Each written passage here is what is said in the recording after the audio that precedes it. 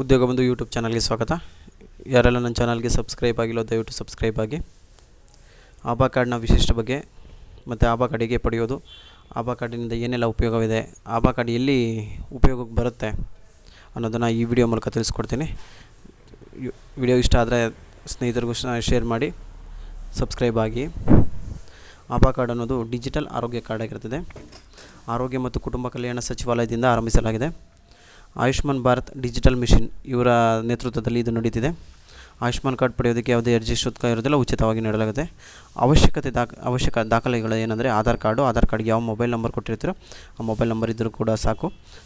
ಚಾಲನಾ ಪರವಾನಗಿ, driving licence ಕೂಡ ಇದಕ್ಕೆ ಲಿಂಕ್ ಮಾಡೋದಕ್ಕೆ ಆಧಾರ್ ಕಾರ್ಡ್ ಇಲ್ಲದವ್ರಿಗೆ ಆಗುತ್ತೆ.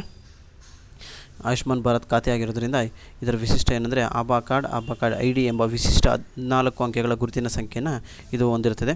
ಸಂಪೂರ್ಣ ವೈದ್ಯಕೀಯ ಇತಿಹಾಸ, ಸಮಾಲೋಚನೆ ವಿವರಗಳು ಮತ್ತು ಪ್ರಿಸ್ಕ್ರಿಪ್ಷನ್, ನೀವೇನು ಚೀಟಿ ಕೊಟ್ಟಿರ್ತಾರಲ್ಲ ಅದೆಲ್ಲ ಈ ID ಒಳಗಡೆ ಸೇರಿಸಲಾಗಿರುತ್ತದೆ. ಈ card Ayushman Bharat digital mission ಅಡಿಯಲ್ಲಿ ನಿರ್ವಹಿಸಲಾಗುತ್ತದೆ. ಇದು ರಾಷ್ಟ್ರೀಯ ಆರೋಗ್ಯ ಪ್ರಾಧಿಕಾರದ digital health care ಉಪಕ್ರಮವಾಗಿದೆ.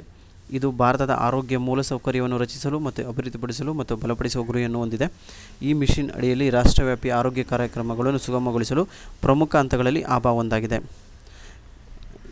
Aaba card ಎಲ್ಲಿ ಉಪಯೋಗ ಬರುತ್ತೆ, ಏತಕ್ಕಾಗಿ ಉಪಯೋಗ ಬರುತ್ತೆ ಅಂದರೆ, ನೀವು ಆಸ್ಪತ್ರೆಗೆ ಹೋದಾಗ ವೈದ್ಯರು ಸಾಮಾನ್ಯವಾಗಿ ರೋಗಿಯ ವೈದ್ಯಕೀಯ ಇತಿಹಾಸದ ಬಗ್ಗೆ ನಿಮ್ಮನ್ನು ಕೇಳೋದು ಸಾಮಾನ್ಯ.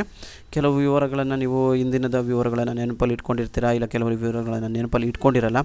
ಆದರೆ ಇತ್ತೀಚಿನ ದಿನಗಳಲ್ಲಿ ನಿಮ್ಮ ವೈದ್ಯಕೀಯ ಇತಿಹಾಸ ಎಲ್ಲವೂ ಡಿಜಿಟಲ್ ಆಗಿರೋದ್ರಿಂದ ಈ ಆಭಾ ಕಾರ್ಡ್ ಐಡಿಯಲ್ಲಿ ನೀವು ಯಾವುದೇ ಏನೇ ಸಾರ್ವಜನಿಕ ಕಾರ್ಯಕ್ರಮಗಳು ಏನೇ ನಡೆಸಿದ್ರು ಕೂಡ, ವೈದ್ಯಕೀಯ ಸೇವೆಗಳು ನೀಡಿದರೂ ಕೂಡ ಕೇಂದ್ರ ಸರ್ಕಾರದಿಂದಾಗಲಿ ರಾಜ್ಯ ಸರ್ಕಾರದಿಂದಾಗಲಿ ಅದೇನಾಗಿರುತ್ತೆ, ಆಭಾ ಐಡಿಯಲ್ಲಿ ಸ್ಟೋರ್ ಆಗೋ ಥರ ವ್ಯವಸ್ಥೆ ಮಾಡಾಗಲಿ. ಅದೇ ಡಿಜಿಟಲ್ ಆಭಾ ಕಾರ್ಡ್ ಸ್ಟೋರ್ ಆಗಿರುತ್ತೆ. ನೀವು ಏನು ನೆನಪಲ್ಲಿ ಇಟ್ಕೊಂಡಿದ್ರು ಕೂಡ, ಇಟ್ಕೊಂಡಿಲ್ಲ ಅಂದರೂ ಕೂಡ, ನಿಮ್ಮ ಹತ್ರ ದಾಖಲೆಗಳು ಇಲ್ಲ ಅಂದರೂ ಕೂಡ, ನೀವು ಆಸ್ಪತ್ರೆಗೆ ಸೇರಿದಿಂದ ಹಿಡಿದು ಡಿಸ್ಚಾರ್ಜ್ ಆಗೋವರೆಗೂ ಮತ್ತು ಏನೆಲ್ಲ ಫೀಸ್ ಕಟ್ಟಿರ್ತೀರ, ಏನೆಲ್ಲ ಚಿಕಿತ್ಸೆ ಪಡೆದಿರ್ತೀರ, ಅದೆಲ್ಲ ವಿವರಗಳನ್ನು ಈ ಆಭಾ ಕಾರ್ಡ್ ID ಒಳಗಡೆ ಸ್ಟೋರೇಜ್ ಮಾಡಿರಲಾಗಿರ್ತದೆ. ಇದರಿಂದ ಹೇಗೆ ಪಡೆಯೋದು ಮತ್ತು ಏನೇನು ಉಪಯೋಗ ಅಂದರೆ, ಆನ್ಲೈನ್ ಮುಖಾಂತರನೇ ಪಡೆಯಬೇಕಾಗುತ್ತದೆ. ಆಭಾ ಕಾರ್ಡ್ ಸಂಖ್ಯೆ ಹೊಂದಿದರೆ ನೋಂದಣಿಗೆ ಶೀಘ್ರ ಸರತಿ ಸಾಲಿನಲ್ಲಿ ನಿಂತ್ಕೊಂಡು ಅಪ್ಲಿಕೇಶನ್ ಫಾರಮ್ ಫಿಲಪ್ ಮಾಡಿ ಆ ರೀತಿಯೆಲ್ಲ ತೊಂದರೆ ತೊಗೊಳೋದು ಈ ಆಭಾ ಕಾರ್ಡಿಂದ ತಪ್ಪುತ್ತೆ. ಈ ಆಭಾ ಕಾರ್ಡಿಗೆ ನಾಮಿನಿ ಕೂಡ ಸೇರಿಸ್ಬೋದಾಗಿರ್ತದೆ.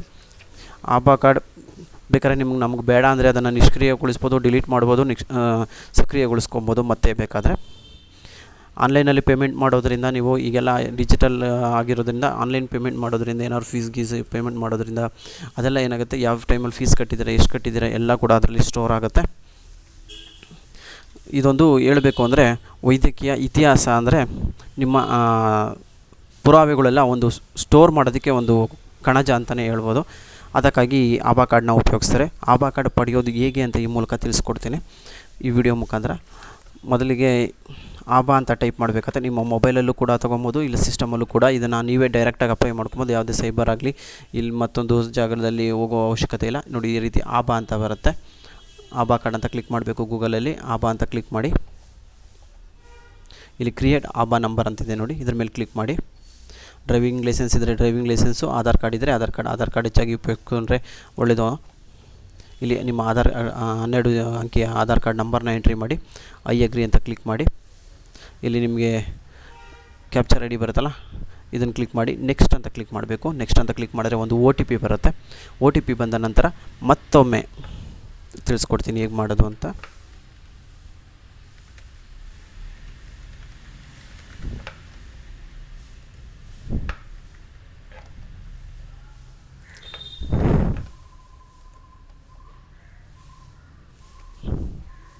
ಈ ರೀತಿ ಆಧಾರ್ ನಂಬರ್ ಹಾಕ್ಬಿಟ್ಟು ಕ್ಯಾಪ್ಚರ್ ID ಹಾಕಿ ನೆಕ್ಸ್ಟ್ ಅಂತ ಕ್ಲಿಕ್ ಮಾಡಿ. OTP ಬರುತ್ತೆ. ಸರ್ವರ್ ಪ್ರಾಬ್ಲಮ್ ಇರೋದ್ರಿಂದ ಈಗ ತೋರ್ಸೋಕ್ಕಾಗ್ತಿಲ್ಲ.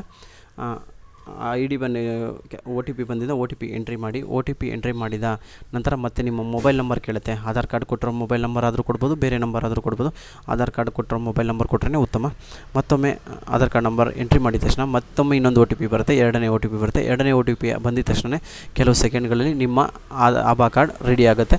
ಆಭಾ ಕಾರ್ಡ್ನ ಡಿಸ್ಪ್ಲೇಯಲ್ಲಿ ತೋರಿಸುತ್ತೆ, ವ್ಯೂ ಆಗುತ್ತೆ. ಅದನ್ನು ನೀವು ಡೌನ್ಲೋಡ್ ಮಾಡಿಕೊಂಡು ನಿಮ್ಮ ಮೇಲ್ಗಾದರೂ ಸ್ಟೋರೇಜ್ ಮಾಡ್ಕೊಬೋದು, ಇಲ್ಲ ತಕ್ಷಣ ಪ್ರಿಂಟೌಟ್ ತೊಗೊಂಡು ಲ್ಯಾಮಿನೇಷನ್ ಮಾಡಿಕೊಂಡ್ರೆ ಮುಂದಿನ ಯಾವುದೇ ವೈದ್ಯಕೀಯ ಸೇವೆಗಳನ್ನ ಪಡಿಬೇಕಾದ್ರೆ ಸರ್ಕಾರದಿಂದ, ಸಾರ್ವಜನಿಕ ಆರೋಗ್ಯ ಕಾರ್ಯಕ್ರಮಗಳಿಂದ ಇಲ್ಲ ಮುಖ್ಯವಾಗಿ ಆಯುಷ್ಮಾನ್ ಭಾರತ್ಗೆ ಇದು ಮಾಡಿರೋ ಕಾರಣವೇ ಆಯುಷ್ಮಾನ್ ಭಾರತ್ ಉದ್ದೇಶದಿಂದ ಇನ್ನಿತರ ಯಾವುದೇ ಸರ್ಕಾರಿ ಯೋಜನೆಗಳಿಗೆ ಇದು ಉಪಯೋಗ ಆಗುತ್ತೆ. ಯಾರೆಲ್ಲ ನನ್ನ ಚಾನಲ್ನ ಸಬ್ಸ್ಕ್ರೈಬ್ ಮಾಡಿ ದಯವಿಟ್ಟು ಸಬ್ಸ್ಕ್ರೈಬ್ ಮಾಡಿ. ಉಪಯುಕ್ತ ಮಾಹಿತಿ ಏನಾದ್ರು ನೀಡಿದರೆ ಈ ವಿಡಿಯೋನ ನಿಮ್ಮ ಸ್ನೇಹಿತರಿಗೂ ಶೇರ್ ಮಾಡಿ ದಯವಿಟ್ಟು.